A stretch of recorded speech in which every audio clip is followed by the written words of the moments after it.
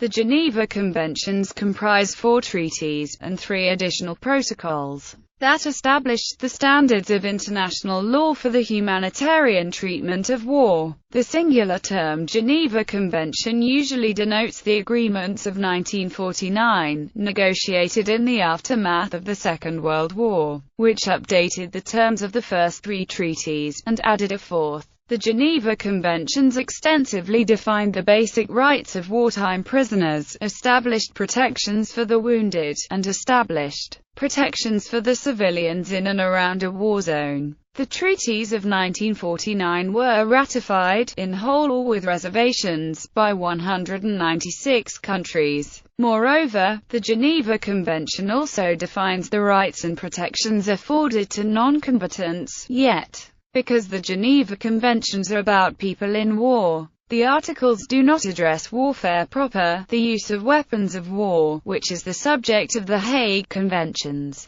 and the biochemical warfare Geneva Protocol. History. The Swiss businessman Henry Dunant visited wounded soldiers after the Battle of Solferino in 1859. He was shocked by the lack of facilities, personnel, and medical aid available to help these soldiers. As a result, he published his book, Memoir of the Solferino, in 1862, on the horrors of war. His wartime experiences inspired Dunant to propose a permanent relief agency for humanitarian aid in times of war, a government treaty recognizing the neutrality of the agency and allowing it to provide aid in a war zone. The former proposal led to the establishment of the Red Cross in Geneva. The latter led to the 1864 Geneva Convention, the first codified international treaty that covered the sick and wounded soldiers in the battlefield. For both of these accomplishments, Henry Dunant became co-recipient of the first Nobel Peace Prize in 1901.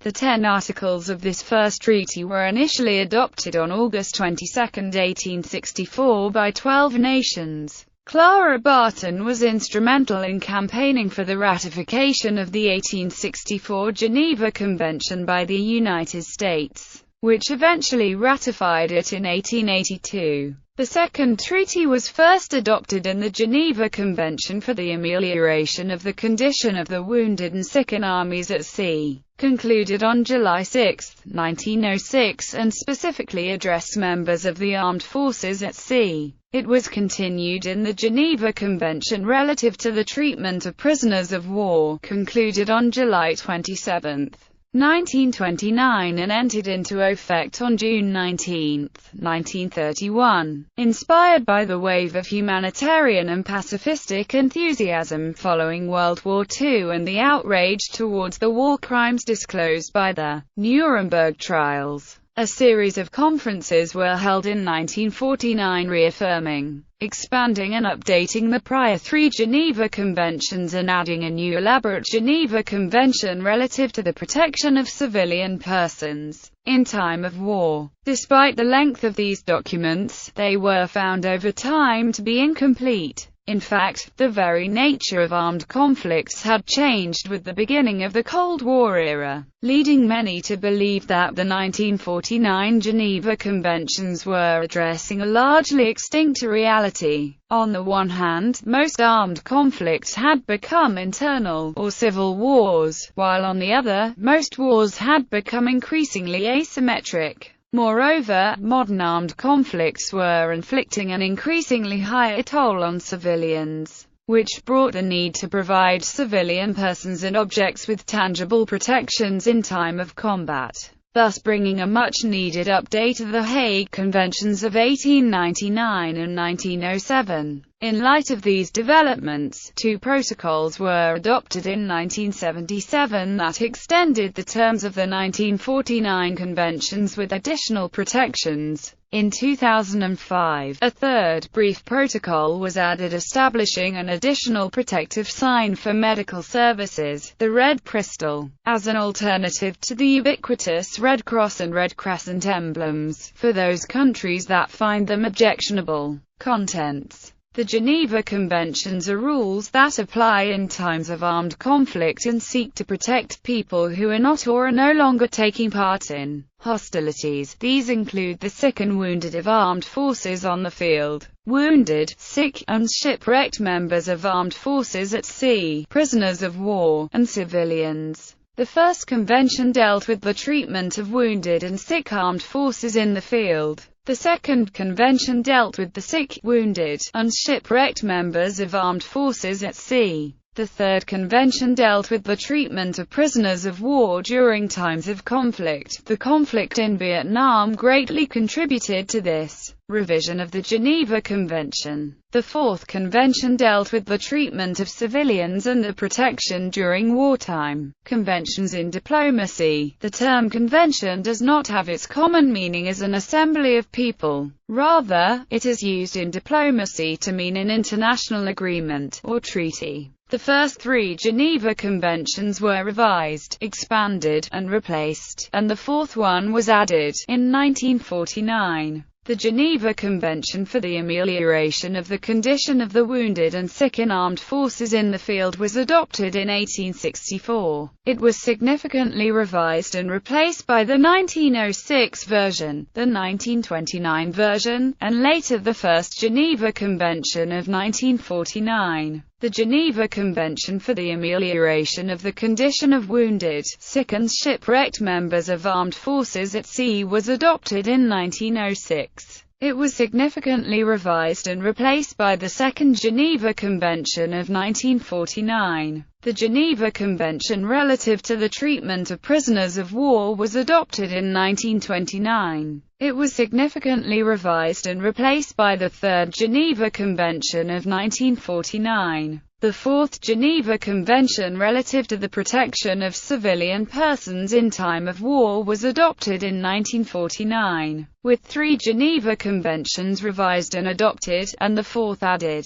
In 1949 the whole set is referred to as the Geneva Conventions of 1949, or simply the Geneva Conventions. The treaties of 1949 were ratified, in whole or with reservations, by 196 countries. Protocols. The 1949 conventions have been modified with 3 amendment protocols. Protocol I relating to the protection of victims of international armed conflicts. Protocol II relating to the protection of victims of non-international armed conflicts. Protocol III relating to the adoption of an additional distinctive emblem. Application. The Geneva Conventions apply at times of war and armed conflict to governments who have ratified its terms. The details of applicability are spelled out in common Articles 2 and 3. The topic of applicability has generated some controversy. When the Geneva Conventions apply, governments have surrendered some of their national sovereignty by signing these treaties.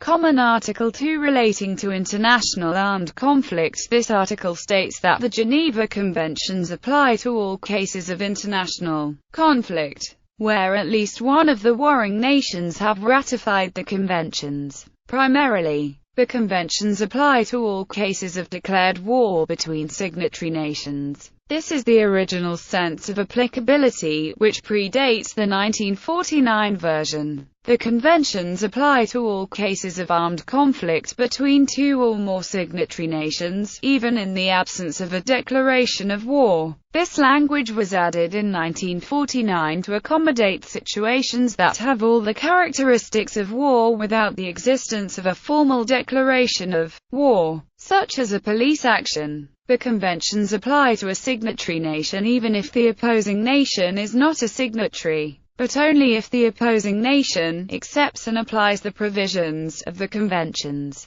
Article 1 of Protocol I further clarifies that armed conflict against colonial domination and foreign occupation also qualifies as an international conflict. When the criteria of international conflict have been met, the full protections of the conventions are considered to apply. Common Article 3 relating to non-international armed conflicts. This article states that the certain minimum rules of war apply to armed conflicts that are not of an international character, but that are contained within the boundaries of a single country. The applicability of this article rests on the interpretation of the term armed conflict. For example, it would apply to conflicts between the government and rebel forces, or between two rebel forces, or to other conflicts that have all the characteristics of war but that are carried out within the confines of a single country. A handful of individuals attacking a police station would not be considered an armed conflict subject to this article, but only subject to the laws of the country in question. The other Geneva Conventions are not applicable in this situation but only the provisions contained within Article 3, and additionally within the language of Protocol 2. The rationale for the limitation is to avoid conflict with the rights of sovereign states that were not part of the treaties. When the provisions of this article apply, it states that persons taking no active part in the hostilities, including members of armed forces who have laid down their arms and those placed hors de combat by sickness, wounds, detention, or any other cause, shall in all circumstances be treated humanely, without any adverse distinction founded on race, color, religion or faith, sex, birth or wealth, or any other similar criteria. To this end, the following acts are and shall remain prohibited at any time and in any place whatsoever with respect to the above-mentioned persons. Violence to life in person, in particular murder of all kinds, mutilation, cruel treatment and torture, taking of hostages, outrages upon dignity, in particular humiliating and degrading treatment, and the passing of sentences and the carrying out of executions without previous judgment,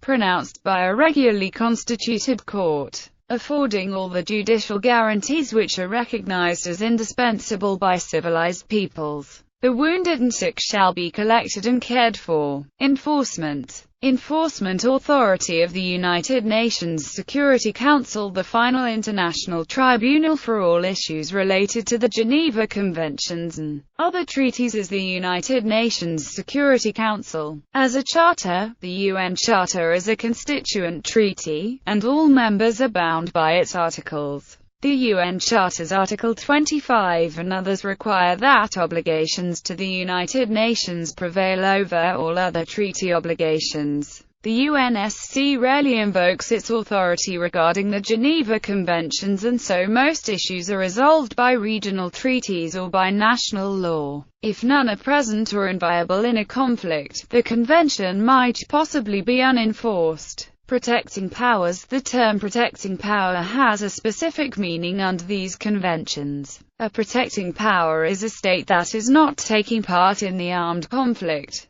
but that has agreed to look after the interests of a state that is a party to the conflict. The protecting power is a mediator enabling the flow of communication between the parties to the conflict. The protecting power also monitors implementation of these conventions, such as by visiting the zone of conflict and prisoners of war. The protecting power must act as an advocate for prisoners, the wounded, and civilians. Grave breaches. Not all violations of the treaty are treated equally. The most serious crimes are termed grave breaches, and provide a legal definition of a war crime. Grave breaches of the Third and Fourth Geneva Conventions include the following acts if committed against a person protected by the convention: willful killing, torture or inhumane treatment, including biological experiments, willfully causing great suffering or serious injury to body or health, compelling a protected person to serve in the armed forces of a hostile power, willfully depriving a protected person of the right to a fair trial if accused of a war crime. Also considered grave breaches of the Fourth Geneva Convention are the following: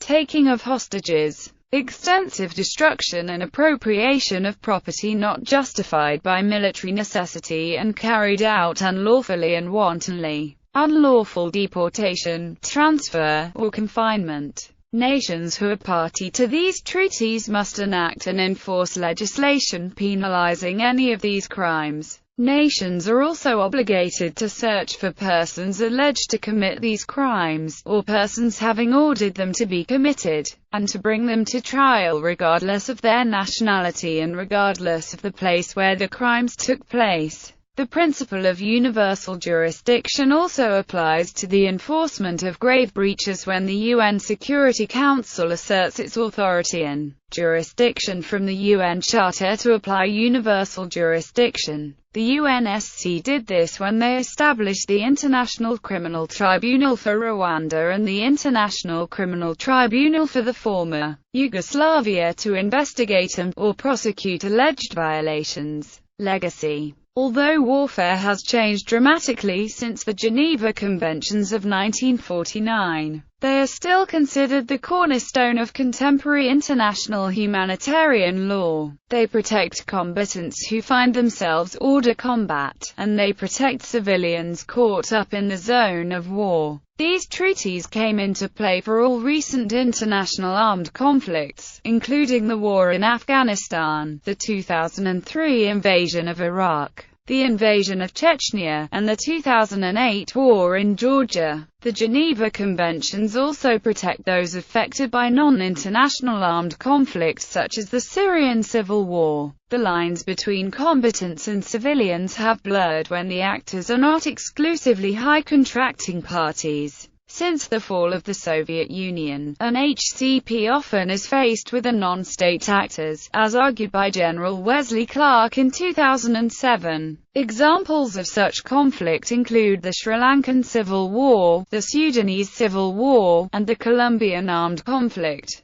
As well, most military engagements of the U.S. since 2000. Some scholars hold that Common Article 3 deals with these situations, supplemented by Protocol 2. These set out minimum legal standards that must be followed for internal conflicts. International tribunals, particularly the International Criminal Tribunal for the former Yugoslavia, have clarified international law in this area. In the 1999 Prosecutor v. Dusko Tadic judgment, the ICTY ruled that grave breaches apply not only to international conflicts, but also to internal armed conflict. Further, those provisions are considered customary international law, allowing war crimes prosecution by the United Nations and its International Court of Justice over groups that have signed and have not signed the Geneva Conventions. Controversy has arisen over the U.S. designation of irregular opponents as unlawful enemy combatants, especially in the SCOTUS judgments over the Guantanamo Bay Brig Facility Hamdi v.